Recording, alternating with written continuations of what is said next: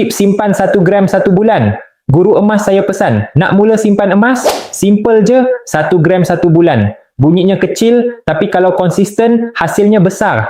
Pertama, target 1 gram 1 bulan. Setiap kali dapat gaji, terus beli 1 gram emas. Jangan tunggu duit lebih baru nak simpan sebab confirm tak akan ada lebih. Prinsipnya, simpan dulu, belanja kemudian. Bila dah simpan, anggap je macam duit tak wujud. Forgotten saving. Kedua, jangan tunggu harga terbaik. Duit untuk simpan 2 tahun ke atas, terus beli emas. Jangan tunggu harga rendah, nanti duit habis belanja. Selalunya tunggu harga turun tu tak berbaloi. Ketiga, guna akaun emas JEB.